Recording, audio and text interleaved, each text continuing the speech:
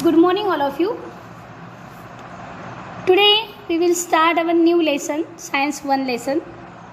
Okay, this one is the measurement of matter. क्या है वो लेसन का नाम? Measurement of matter. So tell me first of all, what is meant by the matter? Matter means क्या होता है? क्या होता है matter means? Matter means होता है substance. Okay? कोई भी सब्सटेंस जो है उसे क्या कहते हैं? मैटर कहते हैं. उसी को हम ऑब्जेक्ट भी कह सकते हैं. नहीं तो आप कहोगे अभी सब्सटेंस मीन्स सभी चीज़, खाने की चीज़ आ गई उसमें. नहीं, कुछ ऑब्जेक्ट जो है उसे भी हम मैटर कहते हैं. ओके, तो मैटर कैसे बनता है? किस चीज़ से बनता है बताइए. कोई भी ऑब्जेक्ट या कोई भी सब्सटेंस है कैसे बनता है? हम लोगों ने 7th में 8th में पढ़ा था कि matter make with the tiny particles. किससे बनता है? टाइनी पार्टिकल्स, छोटे छोटे पार्टिकल्स से बनता है. और उस पार्टिकल्स को हम क्या कहते हैं? एटम्स कहते हैं. क्या कहते हैं? एटम्स कहते हैं. ओके, तो ये जो मैटर जो है, मतलब ये जो सब्सटेंस जो है, जो एटम से बना है, उसको हम किस तरह मेज़र करेंगे ये समझे, ये हमें इस लेसन में समझना है. आप कहोगे कि मैडम हम लोग तो आसानी से मेज़र कर सकते हैं. जैसे कि अगर दुकान गए, शक्कर लाने के, मम्मी ने भेजा तो आधा किलो, 1 किलो, केजी में आता है, कभी कभी ग्राम में भी आता है ना. तो वो किस तरह, इसी तरह जो भी केमिकल्स जो है या एटम्स जो है, जो ये सब्सटेंस मतलब शुगर जिस एटम से बने हैं, उस एटम को किस तरह काउंट करें, ये हमें इस लेसन में पढ़ना है. ओके, तो उसके लिए सबसे पहला फर्स्ट टॉपिक हमें पढ़ना है laws of chemical combination. Chemical combination के लॉज के बारे में पढ़ना है कि कौन कौन से केमिकल कॉम्बिनेशन यूज़ होता है. केमिकल कॉम्बिनेशन मतलब कोई भी सब्सटेंस जो बना है वो कौन से केमिकल से बना है. ओके, कौन कौन से केमिकल उसमें ऐड हुए हैं ये हमें समझना है. दैट इज द, तो उसके लिए कुछ लॉ बनाए हैं साइंटिस्ट ने. That is the laws of chemical combination. Then next topic है हमारा एटम. क्या है हमारा नेक्स्ट टॉपिक? एटम है. ओके, तो एटम्स कैसे होते हैं? ओके, शेप, उसके शेप कैसे होते हैं, उसके शेप कैसे होते हैं, उसका मास कैसे होता है, उसकी वैलेंसी कैसे होती है, ये सब हमें देखना है इस टॉपिक में. ओके, वैलेंसी पता है सभी को? वैलेंसी हमने 8th स्टैंडर्ड में पढ़ी थी. इसकी definition, valency means the last remaining elements are present in the last orbit. मतलब लास्ट ऑर्बिट में जितने भी रिमेनिंग एलिमेंट्स है उसे हम क्या कहेंगे? वैलेंसी कहेंगे. मास मीन्स सभी को पता है. मास मीन्स हम इसे क्या कहते हैं? वेट कहते हैं. Shape, do you know already about shape? Than next is the molecular mass of and the concept of mole. Molecular mass कैसे होता है? कैसे होता है मॉलिक्यूलर मास? अभी मास तो हमने पता है वेट, तो आप कहोगे कि मॉलिक्यूल का वेट. यस, है ना. मॉलिक्यूल्स जो होते हैं, मॉलिक्यूल्स मीन्स एटम जिस मॉलिक्यूल से बने हैं उस मॉलिक्यूल का मास देखना है हमें. उसी तरह उसमें एक कंसेप्ट होता है मोल का. Mole means it is also a measure. ये भी हम मेजर करना ही कहेंगे. ये भी एक कंसेप्ट है जिससे हम एटम वगैरह सभी चीज़ मेजर कर सकते हैं. देन लास्ट है रेडिकल्स मीन्स पार्टिकल्स. कोई एसिड रेडिकल्स होता है या बेसिक रेडिकल्स होता है. तो this are our 4 topics we will learn in this lesson. इस लेसन में हमें ये चारों टॉपिक्स पढ़ना है. Okay, here some questions are given. You give me answer in return. आप लोगों को ये आंसर जो है मुझे रिटर्न में देना है. आप लोगों को बताना है कि what is the Dalton atomic theory, because we will learn already at 8th standard. हम 8th स्टैंडर्ड में ऑलरेडी इस लोगों को पढ़ चुके हैं. डाल्टन एटॉमिक थ्योरी है ना, सुना है ना? डाल्टन, थॉमसन, रुदरफोर्ड, इन सब के बारे में हमने पढ़ा है. तो उसकी थ्योरी में क्या था ये आपको बताना है. आप हमें इस तीनों क्वेश्चन के आंसर जो है वो राइटिंग में सेंड करोगे. Then next, how are the compound form? Means compound किस तरह बनता है. हमने लास्ट ईयर भी ये भी देखा था कि कंपाउंड और मॉलिक्यूल, इनके बारे में पढ़ा था कि कंपाउंड कैसे बनता है. ये भी हमें आपको बताना है. What are the molecular formula of salt, alkaline, water, lime and lime salt. जैसे कि सॉल्ट का मॉलिक्यूलर फॉर्मूला क्या है? NaCl. ओके, उसी तरह आपको ये salt, lime, water lime and limestone, इन तीनों के भी, इन सभी के फॉर्मूलेज लिख के सेंड करने हैं। अंडरस्टैंड? ये तीनों के आंसर्स आपको मुझे लिख के ग्रुप में सेंड करना है आज के आज। Okay, then next, in previous standard we have learned that the compounds are formed by the chemical combination of element. We have also learned important principle of Dalton atomic theory is that the molecule of compound are formed by joining the atom of different element. Okay, I will not explain this is, मैं ये explain नहीं करूँगी because ये अगर मैंने explain कर लिया तो I think so ये ऊपर के तीनों आंसर्स आप लोगों को पता चल जाएगी। ओके, तो आप लोगों को सबसे पहले तीनों आंसर्स ढूंढ के मुझे लिख के देने हैं। Now it's the new topic that is the laws of chemical combination. Okay, laws of chemical combination में हमें क्या पढ़ना है? Now our new topic is the laws of chemical combination. Means chemical combination का कौन सा लॉ है? अभी हमने ऊपर देखा कि डेल्टन थ्योरी क्या थी, या कंपाउंड मीन्स क्या? कंपाउंड मीन्स क्या? Compound means a chemical combination of element. जब अलग अलग एलिमेंट एक साथ आते हैं तब जाके कंपाउंड बनता है। तो ये जो एलिमेंट या केमिकल कॉम्बिनेशन कोई किस तरह होता है केमिकल कॉम्बिनेशन, है ना? अगर हमने शक्कर में नींबू निचोड़ लिया और उसको पानी पीने जाओ, टेस्ट लगेगा क्या? नहीं, उसके लिए हमें क्या डालना पड़ेगा? थोड़ा सा सॉल्ट डालना पड़ेगा, तभी उसमें टेस्ट आएगी, है ना?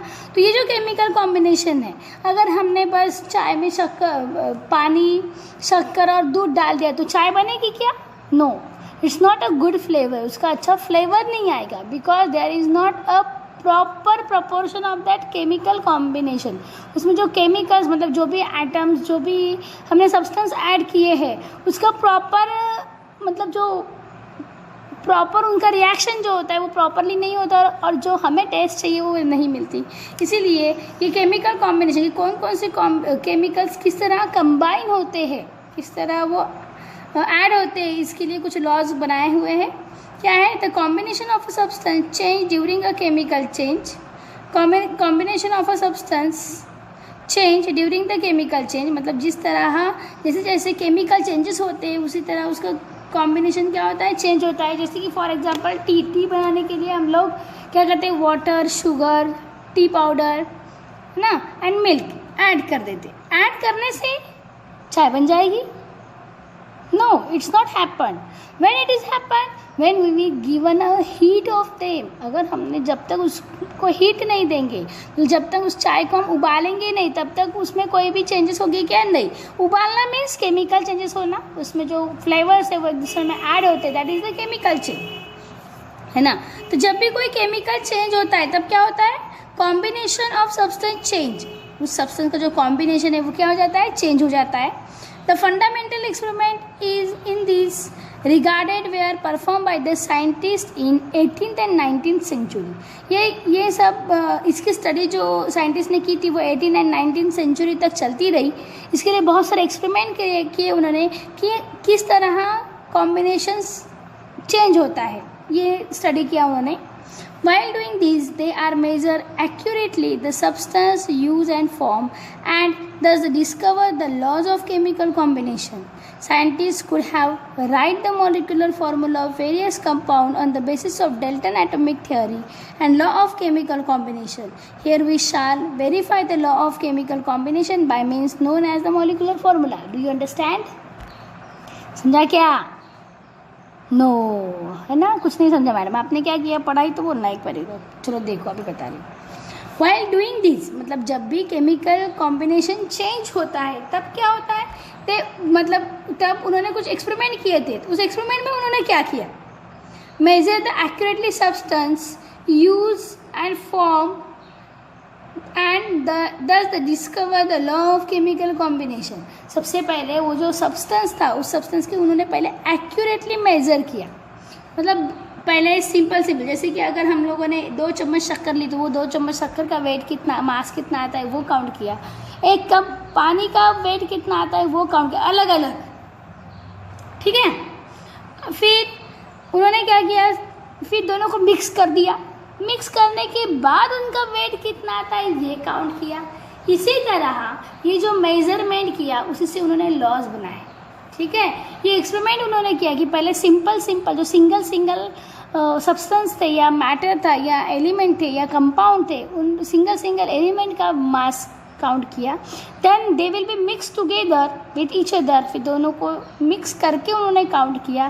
तब उनको जाके समझ में आया कि किस तरह केमिकल कॉम्बिनेशन होने के बाद दोनों सब्सटेंस जब एक दूसरे के साथ मिक्स हो जाते हैं तब उनके मेजरमेंट में कुछ डिफरेंस आता है या नहीं आता, ये उन्होंने देखा।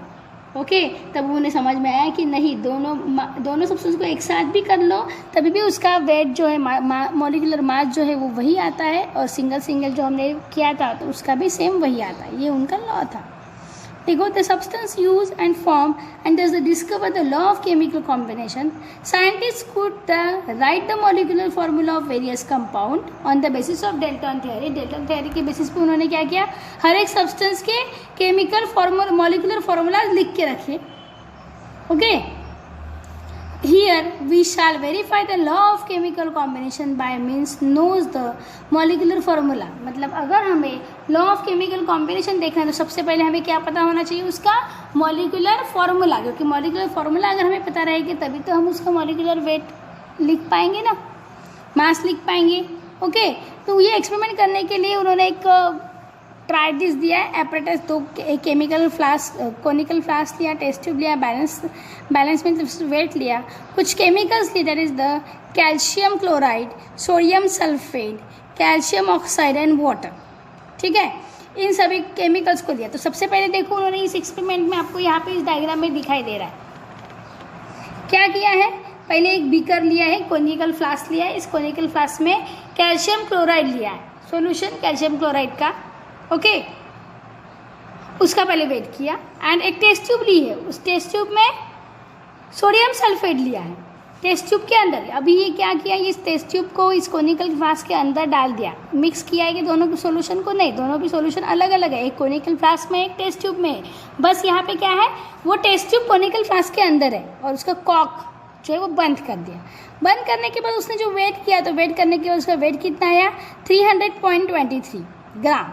कितना आया, 300.23 ग्राम इसका वेट आया। किसका वेट आया, ये कोनिकल फ्लास्क में जो कैल्शियम क्लोराइड है इसका, and that solution of sodium sulphate जो टेस्ट ट्यूब में था। दोनों भी सॉल्यूशन अलग अलग एपरेटस में है, बस वो एपरेटस एक दूसरे में है। ओके, तो इनका वेट जो है वो आपके सामने, मास जो है वो क्या है, 300.23 ग्राम। ओके, नाउ नेक्स्ट में क्या किया उन्होंने, अभी टेस्ट ट्यूब उसको शेक किया, उल्टा किया, उस कोनिकल फ्लास्क को उल्टा करने के बाद क्या होता है, इस टेस्ट ट्यूब में जो भी सॉल्यूशन था सोडियम सल्फेट का, वो मिक्स हो जाता है कैल्शियम क्लोराइड में, दोनों में मिक्स हो गए। मिक्स होने के बाद उसमें केमिकल रिएक्शन हुई, केमिकल रिएक्शन होने के बाद उसका कलर चेंज हुआ, देखो आपको दिखाई दे रहा है। Now here they weight once again उन्होंने और एक बार उनका मास चेक किया, तो भी उसका मास क्या आया, 300.23 ग्राम, है ना। दोनों भी मास क्या है, सेम आए। सेपरेट सॉल्यूशन थे तभी भी वही था, और जब सॉल्यूशन मिक्स हो गए तभी भी उसका मास जो है वो कितना आया, 300.23 ग्राम। Okay, understand. तो इसमें एक केमिकल रिएक्शन होती है, इसमें केमिकल रिएक्शन कौन सी होती है, देखो, CaCl2 प्लस Na2SO4, तो हमें क्या मिलता है, CaSO4 प्लस NaCl। ठीक है, तो ये CaSO4 NaCl वाला ये सॉल्यूशन बना, इसका भी वे मास कितना था, 300.23 ग्राम, और जो सेपरेट थे उसका भी मास कितना था, 300.23 ग्राम। इससे हमें क्या समझ में आता है कि जब भी कोई भी सब्सटेंस अगर हमने लिया, उसका पर्टिकुलर वेट किया, तो भी उसका वेट मास जो है उतना ही रहता है। And after chemical changes the composition of substance will be change, इनका कंपोजिशन चेंज हो गया है ना, यहाँ पे देखो कंपोजिशन चेंज हो गया, but there mass will be a same, उसका मास क्या होता है, सेम होता है। Understand it. Okay, then next ये हो गया law of chemical combination. The next topic is our law of conversation of matter. Matter का कन्वर्सेशन किस तरह होता है ये हमें देखना है। ओके, तो this we will see a next period. हम ये जो है नेक्स्ट पीरियड में समझेंगे। आज जितना समझा उतना अच्छा समझो और read this lesson. Okay, understand it, very good. Thank you, have a nice day.